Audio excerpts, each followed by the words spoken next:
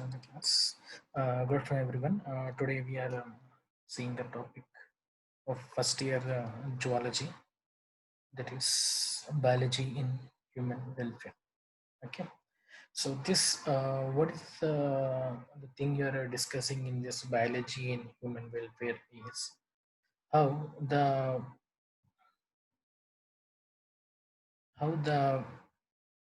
living organisms are related to humans, in what way they are related to, either in a positive way or in a negative way, either the plants or the animals, how they are related to human beings, like what is the beneficiary part and what is the harming part. So that part we are going to discuss in biology in human welfare chapter. Okay, so first, uh, the chapter starts with parasitism, nothing but the harm part of the negative character of the living organisms. Okay, so this parasitism. So what is this parasitism is? This is nothing but a relation between two organisms. Okay, a relationship between a two organisms of two different species. It might be two different genus also. Okay, two different families also, but of the same kingdom, of the of the same animal kingdom we are discussing. Either it might be between two different species or different genus or different families, what it might be, but two different group of organisms. Okay, so the relationship between the two different group of organisms, in which one organism is benefited, the other organism is harmed. One organism is benefited, the other organism is harmed. Okay, so one organism benefited, the other organism is harmed. So the organism which is harmed is called as host. The organism which is harmed is called as host, and the organism which is benefited is called as parasite. Okay, parasite and the host. Okay, so what is the work of this parasite? This parasite get shelter as well as nourishment from the host. This parasite, what it do, it gets shelter and nourishment from the host.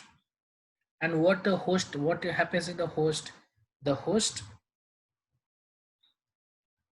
suffers some disease or some disorder because of the parasite.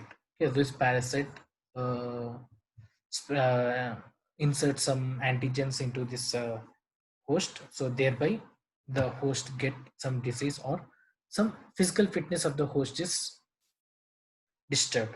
Okay, so that is the affected nature of the host and benefited nature of the parasite.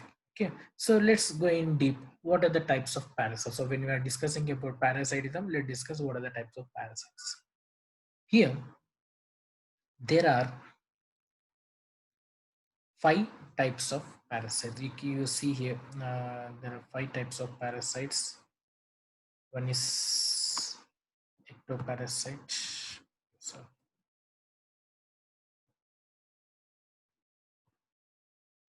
you see here the ectoparasite. The second one is endoparasite, and the third one is hyperparasite, and the fourth one is monogenetic parasite, and the fifth one is digenetic parasite. Okay, so ectoparasite, endoparasite, hyperparasite, monogenetic parasite, and the digenetic parasite. The five types of parasites which are present. We will go one by one. Ectoparasite. In the name itself, ecto means what? Outer region, not Hyderabad outer ring road. Okay, outer means out of the host. Okay, outside of the host body, these are present. Okay, so this parasite lives on the surface of the body. Okay, so this parasite lives on the surface of the body of the host. Okay, so like take the example of head lice. Some small insect type insects are present in our head now. Head lice, black color one, and some small itch mites are present which cause itching to the humans. They are itch mites. They are also example for ectoparasites. And in dogs, you find small white color insects called ticks, which cause itching in the dogs. And some copepods. Copepods are nothing but some small crustaceans, very minute white color crustaceans. These white color crustaceans are present in some aquariums or in most of the marine organisms. Okay, this most of the marine fishes and marine organisms, so these parasites act on them on the surface. The next one is endoparasite. Endoparasite nothing but just quite opposite of the ecto. Endoparasite lives inside the body of the host. Okay, this lives inside the body of the host. So depending on the presence of the position, the endoparasites are again separated into three types: intracellular, intercellular, and coelozoic parasites. Intracellular, intercellular, and coelozoic parasites. We'll see one by one and the examples. So intra means inside the cell. So that reason these intracellular parasites are also called as cytozoic parasites. These intracellular parasites are also called as cytozoic because they are present inside the cell. So that's the reason they called as intracellular or cytozoic parasites. Okay. The example we can discuss Plasmodium vivax. Plasmodium vivax lives in the liver cells as well as RBC cells. And one more parasite called Nosema notabilis. Nosema notabilis, which lives in the body of Sperospora. Sperospora. So this is an unicellular animal which on which this Nosema notabilis is present inside that Nosema notabilis. So inside this Sperospora, this Nosema notabilis is present. Like that same time inside the RBC and inside the liver cell, because these are RBC is unicellular, liver is a unicellular, but complete liver it is a multicellular. Okay, so in each RBC, this Plasmodium vivax is present. The next is intercellular. Inter means what? In between. You are also studying intermediate. What do you mean by intermediate? In between the premature stage to mature stage. The school life to the degree life. The premature stage is school life and the mature stage is degree. So in between these two stages, you are present now. So that's the reason the course which you are going with is called as intermediate. So inter means what? In between. So in between the cellular means in between the cells. So what are the present in the complete cells? We call it as tissue. Tissues are also called as, the study of tissues is called as histology. So that the parasite which is present in between the cells are called as histozoic parasites. The parasites which are present in between the cells are called as histozoic parasite. Okay. So what are the examples of histozoic parasites? Entamoeba histolytica, we can take the example of histozoic parasite which lives in the mucosa and submucosa of intestine of a man. In the starting of our online classes, we discussed about digestion chapter. Okay, so in that digestion chapter, we discussed there are four layers. There are four layers in the alimentary canal, right? So in the innermost layers, the mucosa and the submucosa are the innermost layers. So in that innermost layer, mucosa and submucosa of the intestine, this Entamoeba histolytica is located. Okay, and the other one is Ochreria branchiofti. This Ochreria branchiofti is present in the lymph vessels of the man or lymph tissues of the man. So that's also in between the cells itself. And the third one is coelozoic parasite. So what is this coelozoic parasite? Coelo means what?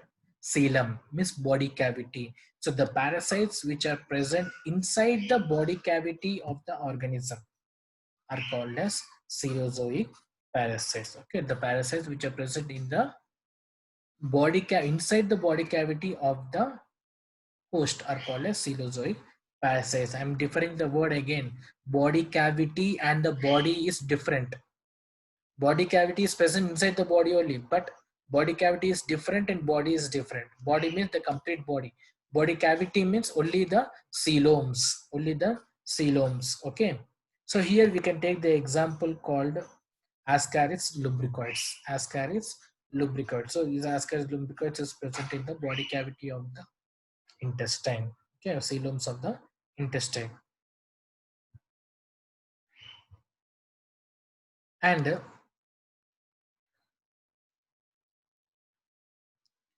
this Ascaris lumbricoids lives in the alimentary canal too, because intestine is the part of alimentary canal, right? Intestine is a part of alimentary canal. So the part of alimentary canal is intestine. Okay, so that we can say here this Ascaris lumbricoid is also a type of enterozoic parasite, because enterozoic means which is related to digestive tract, means alimentary canal. Okay, so that Ascaris lumbricoids is a enterozoic parasite as well as coelozoic parasite, enterozoic as well as coelozoic parasite. And Wuchereria branch of, Entamoeba histolytica is present in the mucosa and submucosa we discussed, right? That means we can say Entamoeba histolytica is a histozoic parasite as well as enterozoic parasite. I repeat again, you see, Entamoeba histolytica and Ascaris lumbricoids are present in intestine, one or the other part.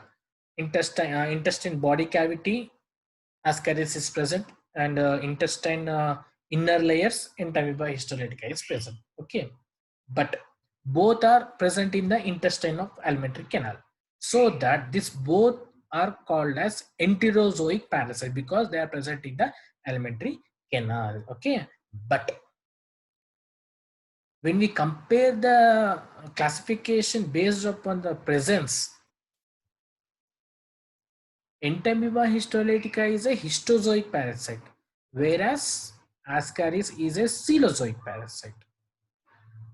Okay, based upon the position, Entamoeba histolytica is histozoic, Ascaris lumbricoides is coelozoic, but a common part is alimentary canal, so that both are called as enterozoic parasites. Here you see one thing you need to remember. In this chapter, we are going to learn about 4 life cycles of parasites. Okay, what are the 4? Wuchereria branchofti, Entamoeba histolytica, Plasmodium vivax, as well as Ascaris lumbricoids. Okay, so in this we already discussed all the 4 examples here itself. Yeah. When we compare the cytozoic parasites, we said Plasmodium vivax. When we discussed about histozoic, we give an example called Entamoeba histolytica and Wuchereria branchofti. And we discussed about the coelozoic parasite, is Ascaris lumbricoids. So all the 4 parasites which are going to discuss their life cycles are briefed here itself. Okay. So I here run some statements I'll give. Wuchereria branchofti is a histozoic parasite, but not enterozoic parasite. But Entamoeba histolytica is a histozoic parasite, but also enterozoic parasite. Understood? Because Entamoeba histolytica is present in intestine and Entamoeba histolytica is present in between the tissues of the intestine. But Wuchereria branchofti is only present in between the lymph tissue. Lymph is nowhere related to alimentary canal. Okay. Let's come to Ascaris lumbricoids. Ascaris lumbricoids is a coelozoic parasite but not histozoic parasite, because Ascaris lumbricoids is present in the body cavity of the intestine. Next, Ascaris lumbricoids is a coelozoic parasite as well as enterozoic parasite, because this is present in body cavity of the intestine, and intestine is related to alimentary canal, digestive tract. Clear? Next. Next type is hyperparasite. Hyperparasite is a parasite. Hyper means what? Above, little higher, some little above. Okay, so this hyperparasite is nothing but there is already a parasite which is living on a host. Okay, one parasite is living, some say B parasite is living on host A. Now C comes, a person C comes. This C fellow will depend upon B. B is already a parasite on A. Now C is coming and depending upon B. Like take the example, there is a person who is having a friend in a village. So what he do? He will ask his friend to come to the city. I will show you a good job for you, etc., etc. So that this friend B is living in A home. Okay, that means B is the dependent on A. B is a dependent on A. A is providing food and shelter to B. So A is the host, B is the parasite. Okay. So now what happened? B is having a friend. So this B, what he'll do? Are you come to city? I will provide you a job, etc., etc. He will get to the same house. Now what happened? B is already a dependent on A. Now C is the dependent on B. That means B is a parasite for A. C is the parasite for B. A is the host for B and B is the host for C. So both of these are dependent on one another. B is dependent on A, C is dependent on B. So now C is the hyperparasite of A. C is the hyperparasite of A because already B is a intermediate parasite and C is the parasite. That means from where C is getting the shelter from A only, but where is B in present of A? Okay, so B is getting the shelter from A. C is getting shelter from B. Indirectly, C is getting shelter from A. Okay, so that we will say C is the hyperparasite on A. Okay, so same concept here. Hyperparasite means a parasite which lives on another parasite body is called as hyperparasite. Just now we discussed about Sphaerospora. Nosema notabilis lives on Sphaerospora. Okay. Already Sphaerospora is a parasite which lives in the urinary bladder of a toadfish. Sphaerospora is a parasite which already lives on the urinary bladder of toadfish. On the Sphaerospora, Nosema notabilis is coming and leaving. That means Nosema notabilis is the hyperparasite for toadfish. Okay, because Nosema notabilis is living on Sphaerospora. Sphaerospora is living on toadfish.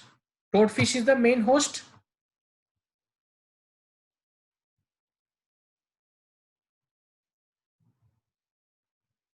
Sphaerospora is a parasite which is living in the urinary bladder of toadfish. Okay, Sphaerospora is a parasite. Toadfish is the host, and Nosema notabilis is a parasite. The one which is C, we already discussed about C in the example. So that C is Nosema notabilis. Sphaerospora is B. Toadfish is A. Okay. Nosema notabilis is depending on Sphaerospora. Sphaerospora is a parasite depending upon toadfish. Toadfish is a host for these two things. Okay, so Nosema notabilis is a hyperparasite for toadfish.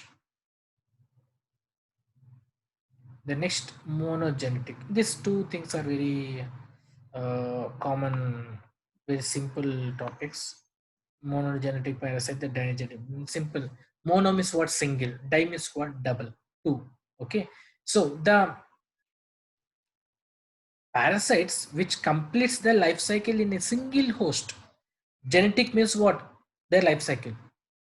Okay, so the life cycle of the parasite is completing in a single host, then they are called as monogenetic parasites. If the life cycle is completing in the two hosts, then it is called as digenetic parasites. Okay, digenetic parasites.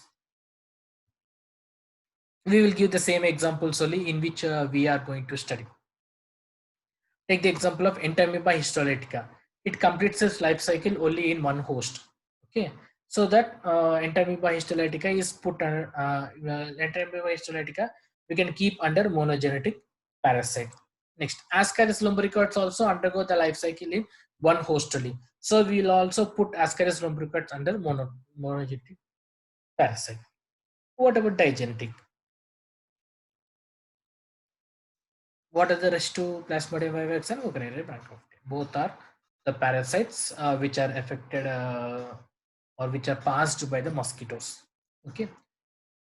So here the digenetic parasites examples are Plasmodium vivax and Ochrerium branchiopteris. Plasmodium vivax, mosquito and man are the both hosts. Ochrerium branchiopteris also the same. Mosquito and man are the two hosts in the Ochrerium branchiopteris and Plasmodium vivax. Okay. Next, we'll see the next slide, that is types of hosts. Here, this thing is very important. Types of hosts. There are three types of hosts. One is the primary host, which is also called as definite host. Secondary host, which is called as intermediate host, and the reservoir host means reserve. Whenever during unfavorable conditions, what happen? They stay in reservoir. Suppose when you come to job trials, or when you come to study, or when you are new to a place, what you do for some time being, you stay in your relatives home, or you stay in your friend home for shelter for some days, only for some days. So that because you are a reservoir in that place. Okay? So here the primary host, why it is called as primary host? Primary is what? At most important thing. Something is taking place in that host which is most important thing. So that's we call it as primary host or definite host. So that on based upon the same definition, we can say the primary host undergoes the sexual maturity or sexual development stage of the parasite. The sexual development stage or sexual reproduction takes place in the primary host.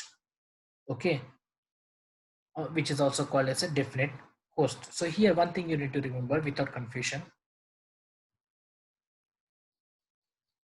Primary host sexual reproduction is taking place. While secondary host, quite opposite. Asexual reproduction is taking place, as well as development of the parasite is taking place in secondary host. So that is the reason it is given the second importance. And coming to the examples also is quite funny and quite tricky also. Primary host. Okay, I am talking about primary host. In the primary host, for Plasmodium vivax, primary host is mosquito, female Anopheles mosquito. But for for Ochrerium, it is man. Secondary and intermediate host, for Plasmodium vivax, the secondary or intermediate host is man. And for Ochrerium branchiopteris is Culex mosquito. Which mosquito is Culex mosquito, female Culex mosquito. There are two types of mosquitoes which we are going to discuss in this chapter. Female Anopheles mosquito. Both are animals only. Sorry, both are females only. Both are females only. Okay, no male. Male will not harm. Only females will harm. Okay, female Anopheles mosquito, female Culex mosquito. Okay. These two hosts are quite opposite in the two virus, sorry, two parasites. In Plasmodium vivax, primary host is uh, this mosquito and secondary host is man. And in Ochreria brachyphylla, primary host is man and secondary host is secondary host is female Culex mosquito. Okay, and coming to the reservoir host. So when we are coming to the reservoir host, what do you mean by reservoir host? So whenever during unfavorable conditions, okay, when unfavorable conditions, when host is not available or during unfavorable conditions, what happen? This parasite lives in one host. It undergoes shelter in one host, but this does not give any infective stages to the host. Okay, just it is staying. That's it. Okay, and it is not does not cause any disease in the host. Okay, so that type of hosts are called as reservoir hosts. Okay, for Plasmodium vivax, it is monkey. For Plasmodium vivax, which is monkey.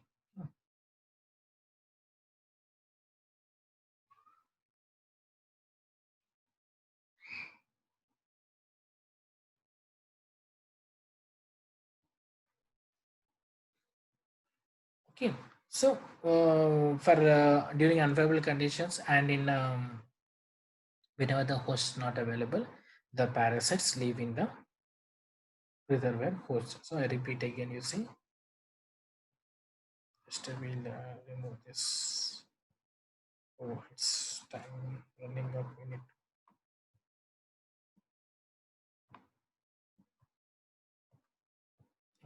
sorry, 9 minutes more. Okay. So I repeat again, primary host, sexual reproduction takes place. Secondary host, asexual reproduction or the developmental stages of the parasite takes place.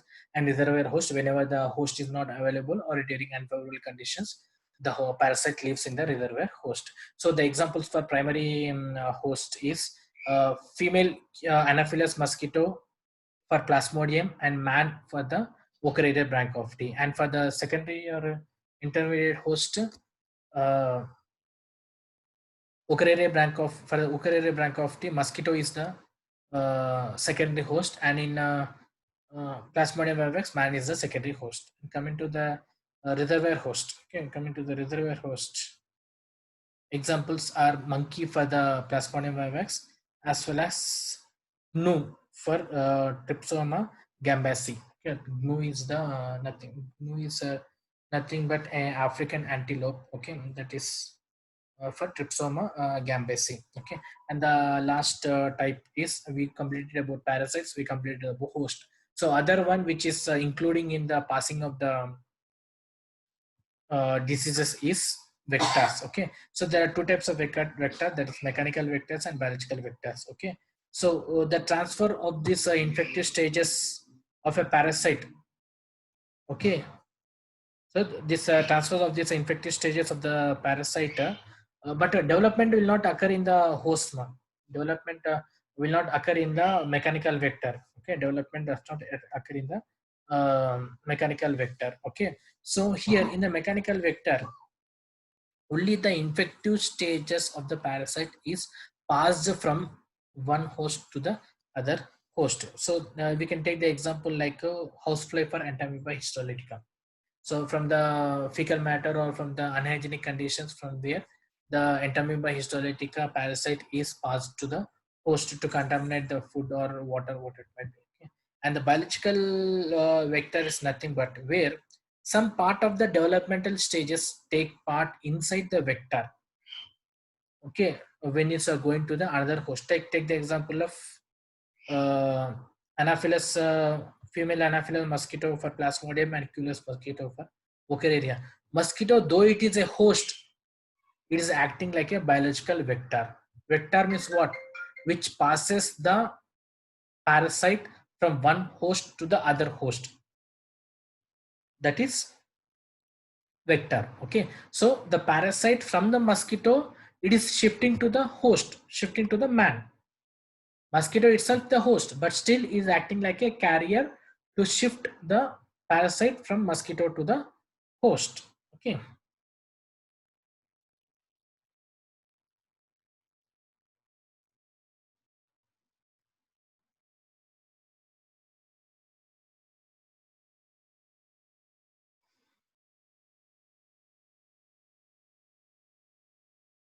And the next is diseases. So what are the effects which are caused by the parasite? This from your childhood you are learning. Hypertrophy. What do you mean by hypertrophy? The size of the cells are increased. Okay, the host cells are increased because of the development of the parasite. That is in because of the Plasmodium vivax, the RBC size is increased. So that condition we call it as hypertrophy. Actually, it's sorry, it is not hyperplasia, right? It's hyperplasia. Sorry for it. It is hyper. Okay, so it is hyperplasia. Okay, so what happens in the hyperplasia is the cell number is increased because of the parasite. The cells numbers are increased. The number of cells, the count of the cells is increased because of hyperplasia. Okay, that is we can see in a flacco hepatica, that is liver fluke in bile duct of the sheep. In the sheep, because of Facilio hepatica, the number of cells are increased. The count of cell in the tissue is increased. Okay, and neoplasia is nothing but tumor. We can say abnormal growth of the cells from new structures in the tissues is called as neoplasia. Okay, like for example tumors or cancers, we can say cancer cells, we can say because of some virus the cancer cells formed. Gigantism is nothing but increasing the size of the host. Gigantism will become bigger. Okay, so because of this parasite, what happened at the younger stage only, the size of the host is increased, not cell size of the host, complete size of the host is increased. Okay, again because of the same parasite, Facilio hepatica, because of the Facilio hepatica, the size of the snail is increased. Okay, the next is parasitic castration. What is this parasitic castration is nothing but the degeneration of the gonad. The reproductive organs of the gonads are uh, spoiled, or the degenerated because of the parasite. What happened? The gonads or the reproductive organs are degenerated. So that what happened? The host become sterile. Okay, the example is saculina. Saculina degenerates the ovaries of the host in crab. Okay, and the last topic is parasitic adaptations. So some different types of parasitic adaptations we can see. This I will say again, like hookers, which helps for holding the organs or to the host. Okay, like Taenia solium having a hookers and suckers. Okay, and some parasites releases enzymes. Okay, because when a body releases some enzymes or antibodies or juices, what happen, they have to protect them. So the parasite has to get survival in the host. So that what happen, they form a small cuticle like a layer around the organism. Okay, and the next one we can see anti-enzymes. So to get a survival, they neutralize the enzymes which are released by the host. And some parasites adopt anaerobic respiration, because in the absence of the oxygen also they can have their survival. That's anaerobic by histolytic, we can say. And they increase their reproduction to degenerate the host very easily. That is Ascaris lumbricate. You know, Ascaris lumbricate lay 2 lakhs eggs per day. Okay, and formation of the cysts are formed during unfavorable conditions like anaerobic histolytica. And some parasites keep on changing their antigen very frequently. So like take the example of HIV virus. That's the reason what happened till now, we could not get the vaccine for HIV because it keep on changing its antigens. Okay, and this one topic I left over, that is a parasite and the disease which is caused.